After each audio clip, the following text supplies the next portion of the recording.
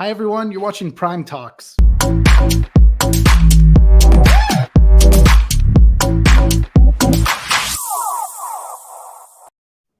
Hey, thanks for tuning in. That's our new intro video. It's so good. It's Wednesday, March 9th, 2022.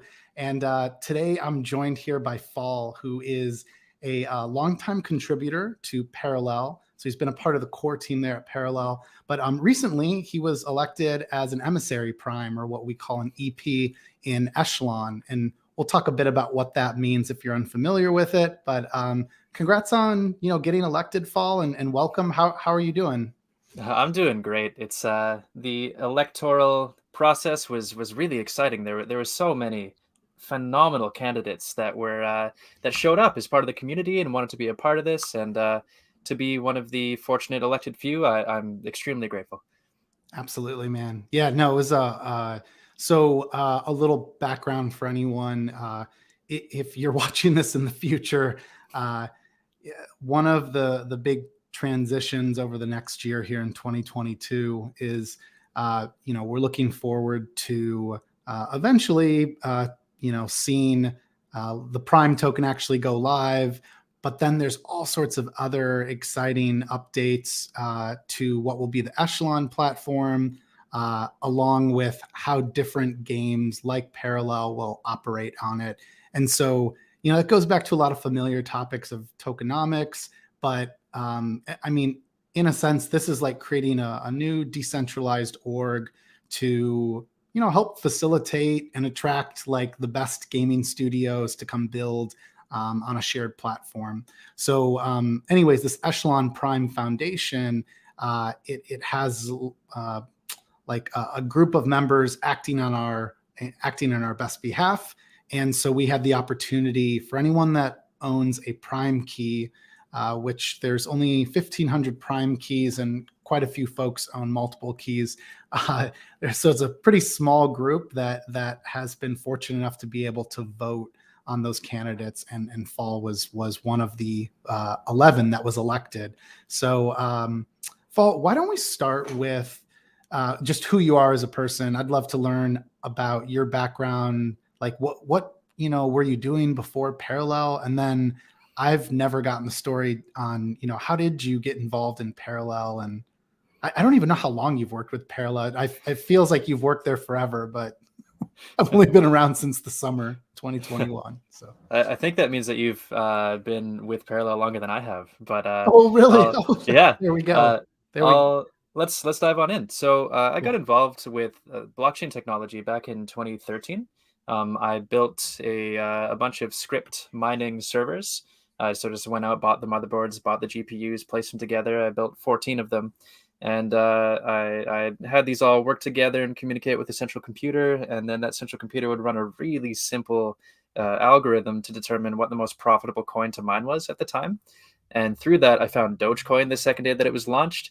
Also, like crawling through Bitcoin Talk forum and seeing all these exciting projects. So I was around when Ethereum was first launching, and it was a really exciting time. So I've been a part of blockchain for a very long time. However, the initial mining operation, there was a very large bear market that hit after the 2013-2014 bull. And I decided to go focus on the software engineering skills that I picked up during that process. So from there, I went and worked for Fang, so just a very large tech company that you all interface with. And had a great experience there, and then decided that I wasn't done with crypto. So I took my gains from my employment at this large tech company, and I went out and started my own tech company because I was like, okay, I need to do something with blockchain. Let's take another swing at this. So over the course of 3 years, I raised nearly $1 million, hired near 20 people, and built out a tech company that had that utilized blockchain technology in a compliance sense. And as the founder and CEO, it was an extremely exciting journey. Learned a lot about standing up organizations, how to deal with asset allocation, resource management, managing teams in 5 different time zones. A lot of the things that are required as an Emissary Prime. So it feels very familiar being here. So from there, that company, it still exists and is doing well. I stepped down as the CEO because I burnt out. To be honest, Yeah. it was hardest thing I've ever done by far.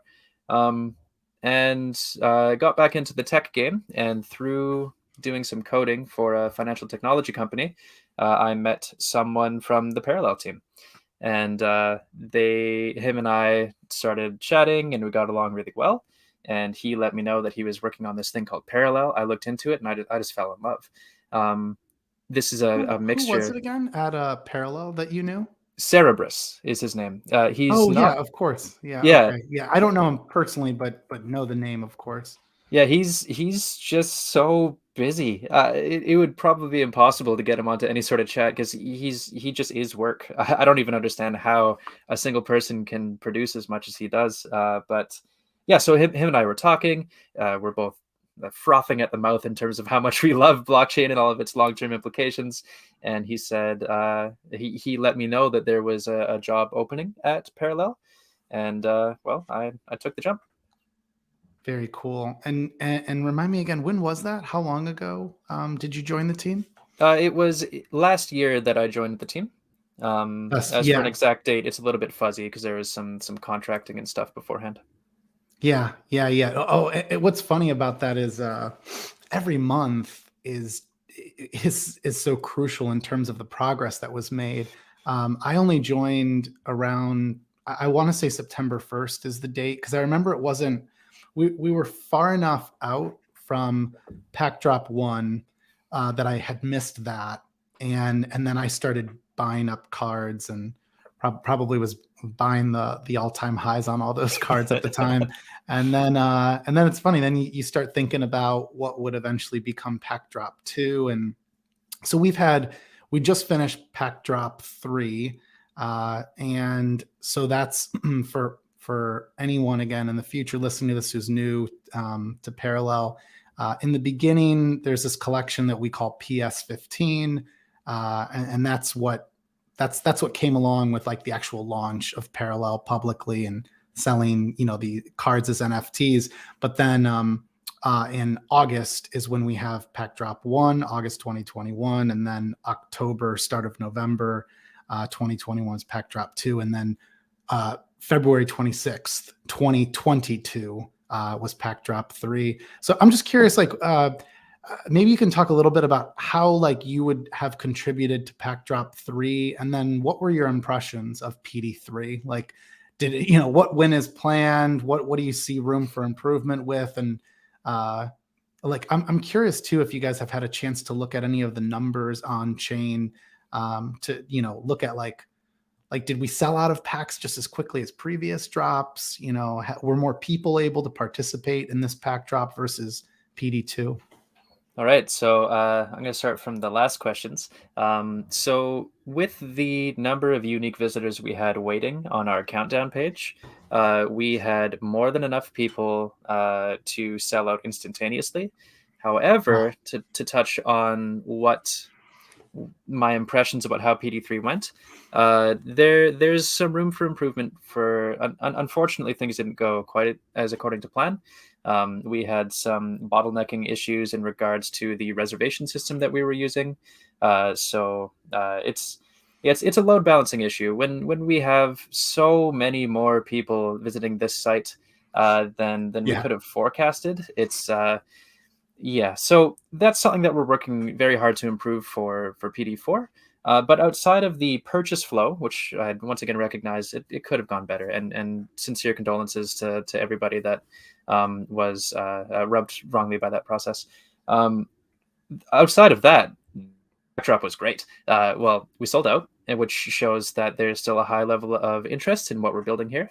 And on top of that, many more wallets now hold Parallel assets. I believe we're getting close to 50,000 unique wallets hold at least one Wow. Parallel NFT. Oh, that's awesome. And That's awesome. don't quote me on that number. Check OpenSea I'll for double the check here. actual. Yeah, just to verify. So, I'm according to OpenSea, we're at 43,000 unique Oh, okay, my wallets. bad. It was No, 40,000 that we reached then. but we're getting closer there. And I remember, I want to say, gosh, it was under 20,000, which was already impressive when I first started like paying attention. And then I remember like getting up to 27,000 or approaching 30,000 there. I mean, yeah, it's just exciting because like this is a game that should have mass appeal. And the more unique wallets, even though a single person could own multiple wallets, the better. It's just a sign of like real growth. And so, yeah, no, congrats though on that growth. That's huge that we are getting close to 50,000. We're only 7,000 off. When I was actually, funny enough, on a vacation with my wife, who was patient enough to let me check out from we were like sitting around what would have been at sunset on a beach having drinks. And I was like, I got to go inside and do PD3. And she just was like, okay, whatever. She's lived through a Parallel Pack Drop before. So I remember right around the time that like the Pack Drop would have started, it looked like it had launched on my screen. And then we got notice from you guys, I think through Twitter, that, hey, like we're having load issues, we're going to delay for an hour. Now, I did get my packs this time, which was huge because last time I did not. And there were a lot of, but I guess the reason I share this story is, so I didn't get a pack through the usual reservation system in Pack Drop 2, but I did here in PD3. It's a beautiful problem that so many people like want parallel cards, that there's this sort of demand. So, you can always, of course, I myself have bought a lot of cards on like OpenSea. You can always buy them on the secondary market. But like, you don't have to buy a card either at this point to be a part of the community. And I think it's a good sign that we have this sort of demand. For me, it would be frightening to go through that pack drop, given like the macroeconomic conditions we're living through and the fact that like the crypto markets have been in quite like a downtrend for the last few months. It's a good sign that we're still selling out for those pack drops. And one thing I just want to jump in there for as well. You asked what were my individual contributions towards this pack drop? Yeah. Walk us through, like you worked on some cool stuff. I understand. I appreciate that. And just from a high level, I worked very closely with the art team to design the pack opening experience. Oscar Marr and Neptali did most of the heavy lifting there. And then I was the primary developer. I probably wrote 95% of the code that went towards the actual functioning of the pack opening experience. So that whole cinematic thing where you get to go and hover over and click on your cards and there's sound and everything like that. I did most of the heavy lifting for the coding of the front end experience for that. That's really cool. I wanted to see if I could. I remember so I opened my cards and I was wondering if I'm able to like replicate that process of opening. I don't think I am. I remember trying it a while ago because I wanted to actually record it because it's just so cool looking. We're replaying the experience is something that we are exploring, and it will hopefully be in place for PD4. Are you at this point? Are you able to hear? Actually, here I'm going to go ahead and share my screen. Are you able to hear the sound in the background of Yeah. Oh, good. Okay, here, hold on. So, yeah, this is an example though of like, I think like the effort that goes into creating like an experience around opening your cards. Now, this doesn't even do justice what I was just showing here to what you saw when you opened up a pack. I mean, I would liken it to almost. It reminded me actually in some ways of like a Disney ride, like the Star Wars type Disney rides. Right. Yeah, like it reminded me of that where you're sitting in like a it's not VR, but you're experiencing something on screen and you feel like you're sort of like riding around in a spaceship. So it's just mind blowing. Like, and that wasn't something that I was expecting because I think the last pack, there was a really cool sort of animation to it, but you could see the effort stepped up in what you guys created. And this to me is really promising because as excited as everyone is about the trading card game, I think we all recognize that Parallel represents like a grander sort of sci-fi franchise, Mhm. whether it turns into like movies, TV shows, whatever. But yeah, anything else to share there really about like, Yeah, it's yeah. like that grand vision. I'm kind of like putting words into your mouth about it, but like, is that how you guys see it? Is it like this bigger sci-fi franchise? Absolutely. Parallel is not just a card game. I mean, every IP needs to start somewhere, and this card game and all of its associated systems are a really great starting point. And as our community grows and demand for our card game continues to grow, it's clear that we're at least on the right path. But the IP, this is an entire universe. This whole idea of the five parallels plus universal, how Echelon is this external intermediary, even within the parallel universe, of being like the black market dealer of all these different things that you go to battle with. And then there's a story as well, a really grand story in terms of how all of these different parallels, they went to their different planets, and they're all converging back on Earth to fight over this natural homeland. So to expand the IP, we do have a comic book that's coming out soon. Don't have any dates to share, unfortunately. Whoa, that's And cool. I don't know exactly what I can say, so I'm just going to say that that does not capture all of the things that we are working when it comes to this IP. Oh, that's so cool. Yeah, I'm not sure if others knew about that, but I definitely didn't know about that. Well, actually, just one more thing before we sort of move on to a broader conversation about like what you're doing now as an EP, what the mission is behind the Echelon Prime Foundation. I just want to quickly show some of the cards here from PD3. I don't want to not do justice to like all the cool stuff that you guys created. So actually, I'm always in love with the perfect loops. Oh, I, me I too. don't I don't have this paraset yet, but I need to get it. But like, check this out. If anyone can see this, hopefully on my there.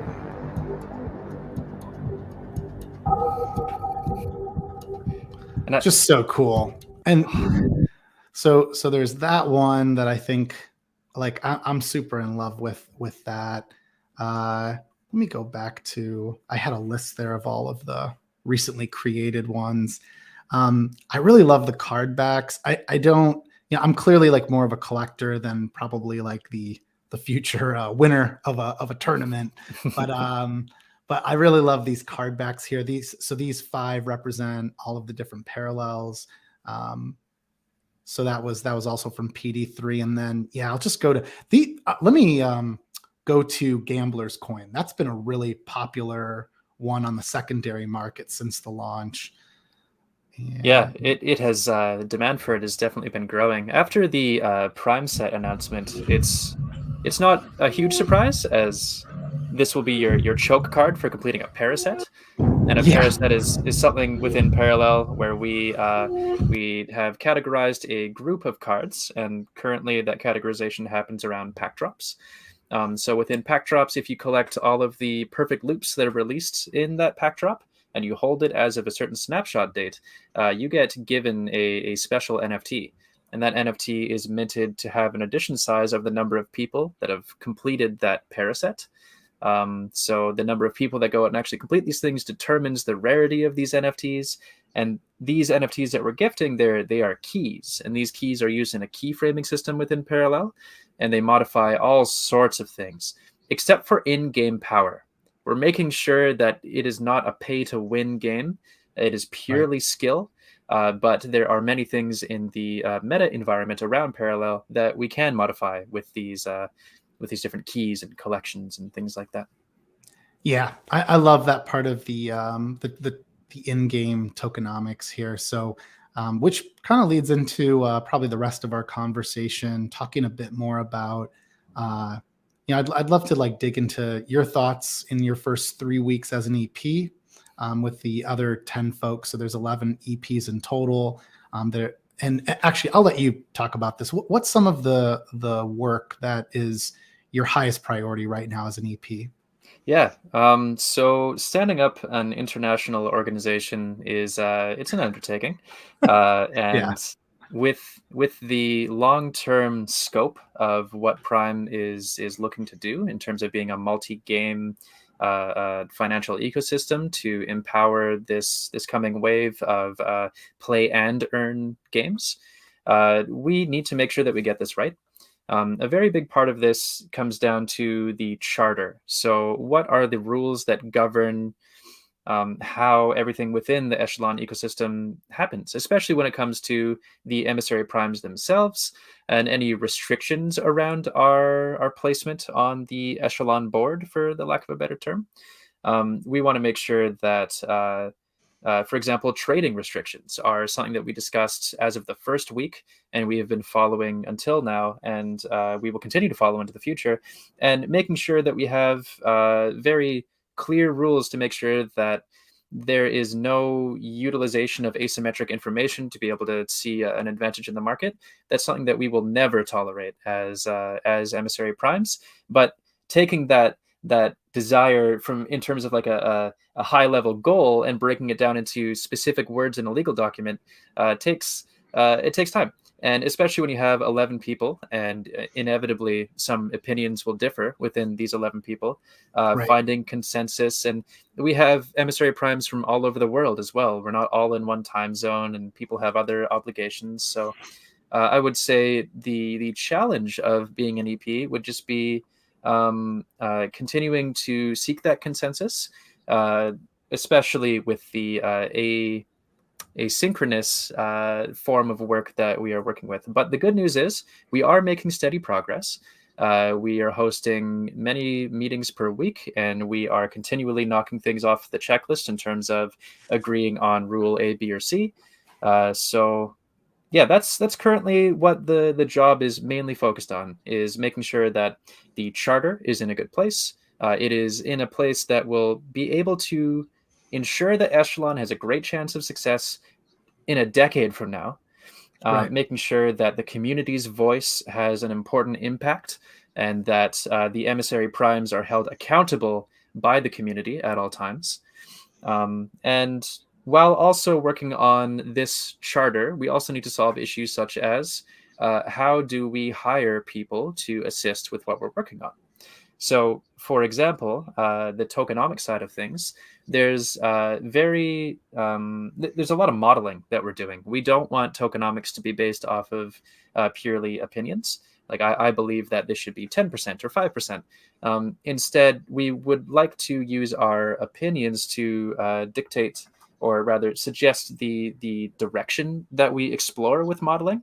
But at the end of the day, we want to make sure that this financial ecosystem is as resistant as possible to many different types of market attacks that it will inevitably be attacked by.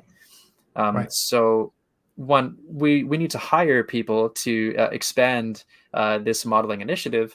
And the question is, as a group of 11 people, how do we do that in a way that is unbiased and fair? So if, for example, we had we have 3 parallel team members on the board, and while it may make sense for us to hire a parallel team member to help us with these things right now, does that mean that we should always allow such a large group within the Emissary Prime board to be able to choose their own people to hire? Because that could lead to a situation where treasury funds could be siphoned and not appropriately allocated. Absolutely. Yeah. Yeah. I don't envy the job that you guys have. I was a little context to this is, so during the run up to these elections, there were these awesome Twitter spaces that were hosted, and basically all the candidates kind of got to share, how they would act as an EP. It reminded me of like a more fun version of like an election where everybody really likes each other and gets along, and it was just a very like affirming week of conversations where we just kind of realized like there's a lot of brilliant people actually that were running for this. And I remember one of the conversations I had as one of the loser EPs. So one of the elite losers in the group. I got to talk with Fall and quite a few others about the biggest question on everyone's mind, which is when will the Prime token be launched? I'm curious, Fall, what's the latest thinking? Not in terms of win Prime. I'm wondering, there was a debate amongst us about, is it better to launch this sooner, or there was another camp, which actually I share some empathy for this camp as well, about like delaying that. What are your latest thoughts on this? Or also too, I'd be curious, even if you can kind of give, what's the thinking among the majority there of the EPs? So to be safe here, I won't be able to speak on behalf of the other EPs. I can only talk about my opinion, and my opinion does not in any way, shape, or form relate to the outcome of what will happen. We're going to hold you EPs. hostage to this. Yeah, This is not financial advice. I am sharing this with all of the other EPs right now. I'm like, oh, you check out Fall's leaking all of the truths. He's telling us what goes on behind the scenes. Reminder to everyone. We're in a place now where obviously we get to focus on the joys of card collecting, but yeah, everybody's excited for that token. Also, a part of the reason for this too is the token will power, the game. There is a lot of incentive design that goes into the game that is, powered by that token. And so it's cool. This is part of the reason, like, I got into Parallel, is I was like, this is a game that actually would benefit from the use of NFTs and the use of a token. It's not being shoehorned into it. It can be a better game and a better experience for us to play something that we love to play, not just, play it like a slave to earn whatever, amount of money from the game. So anyways, yeah.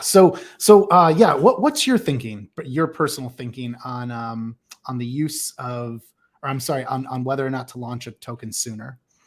So some baseline requirements for being able to launch a token are making sure that the contracts and the engineering behind the functioning of that token are not only developed, but have been battle tested, have passed many different security audits, and are good to go. And at this time, we couldn't launch tomorrow, even if we wanted to, due to the development of the actual infrastructure of the token. So making sure that we are technically sound, making sure that we are legally sound as a foundation, and prepared to launch this token and all the different contracts and agreements that come along with that. But outside of that, so let's say all of those things are solved, we could launch the token. What do I think would be best for when to launch the token? I lean towards the camp. I'm not saying that I'm fully in the camp, but I lean towards the camp that would prefer to have Prime have syncs available before the token is live.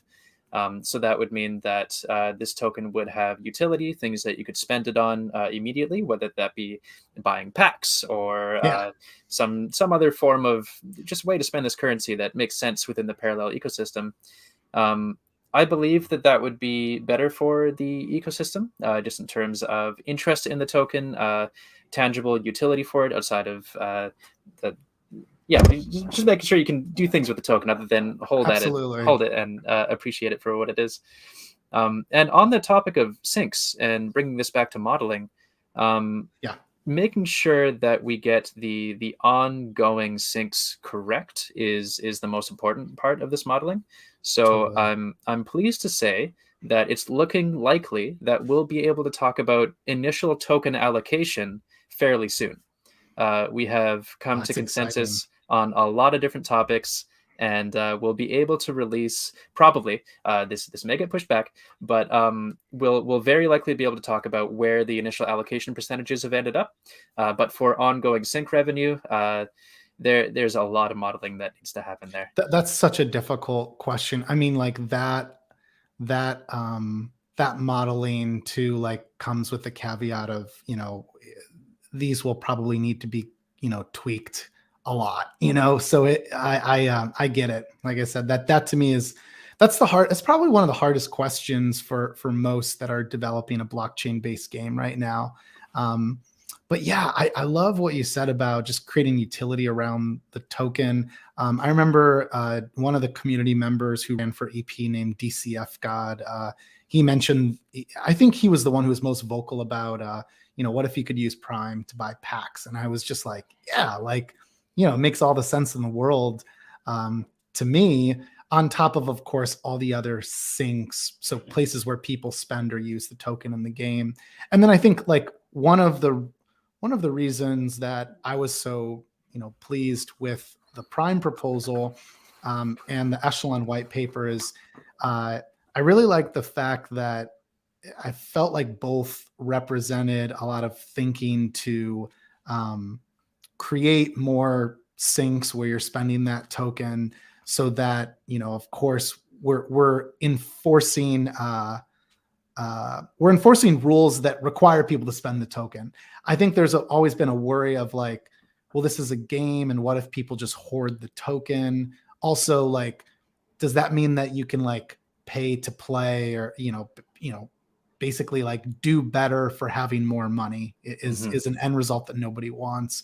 And so, yeah, I mean, I think what's being worked out here and what's already been worked out, I think this is going to be definitely a new model for other blockchain based gaming development. So it's already like I've been sharing the Prime proposal and the white paper with all the other different teams that I've been fortunate to work with or invest in through Fourth Revolution Capital. And yeah, I mean, just exciting. So we talked a little bit about the token launch, possible token distribution numbers coming sooner. That's exciting. I don't know if that was out there. I sure as hell didn't know that. So that's really cool. Appreciate you sharing that. That's not guaranteed, but we're excited if it comes. Any other questions that have been top of mind for you? Like the win token question was like number one. I guess, like, is there anything else like that is I guess being like debated more amongst EPs, or maybe that you're like looking for more feedback from the community around? So less so on the EP side of things. This is more about something else that I'm working on with more so on the Parallel side of things, which would be one of these sinks, which is the Lineage System. So very cool. Yeah, Can you explain that just a sec? What does that refer to when you say Lineage? It was as a trading card game newbie in the past year. I wasn't familiar with the term Lineage, but it's really important. Yeah, so the Lineage System, the name comes from this whole concept that there would sort of be a lineage of cards in terms of their family. So the cards out today would be classified as the first generation. And then as people play games with these cards and they win games with these cards would level up, or rather they would accrue experience, and then you could pay a Prime fee to be able to level up this card. Now, when you level up a card, you would get a little basket of goodies. So this could be, it could be Prime, it could be a free tournament entry, it could be an apparition pack. These are all just ideas. Nothing's been set in stone there just yet. But one of the key things that ties into this is that not only can you level up cards, you can also spawn cards. So what that means is you would be able to take your first generation Annihilation, and you would be able to, after winning enough games with it so that it's ready to spawn, you would be able to pay a Prime fee and create a second generation Annihilation NFT that you could then go and sell on the secondary marketplace. So this creates a very interesting dynamic where, as people want certain cards more, let's say it's Annihilate because it's a great universal card that's able to be point removal. There's only 35 or 3,300 of these in existence as a fairly rare NFT. So if we're talking about an audience base of millions of people, you don't want very few people to have access to this as an NFT.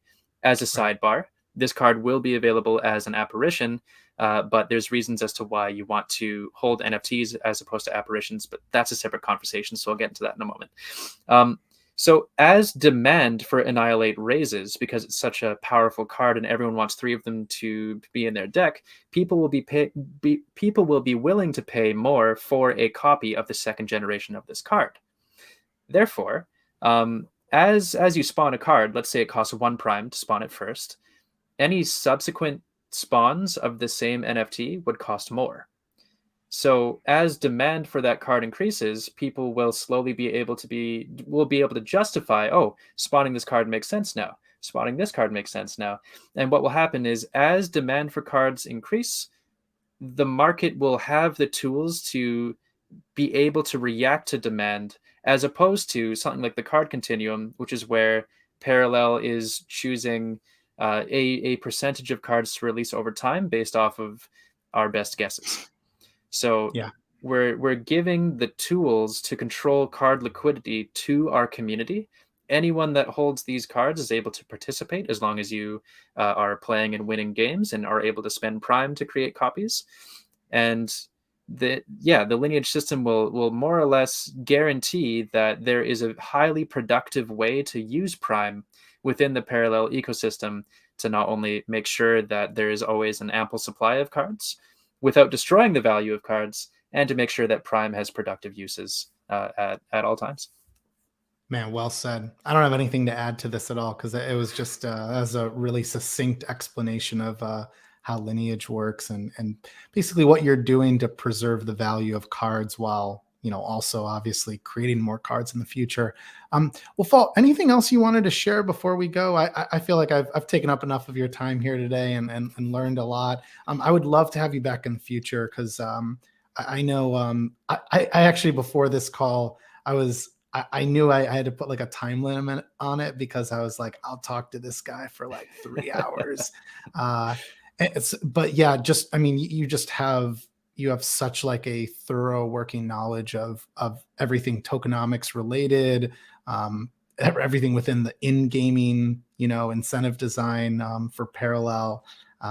Yeah, just like a total joy to sort of learn from you here. But anything else that you wanted to share before we go?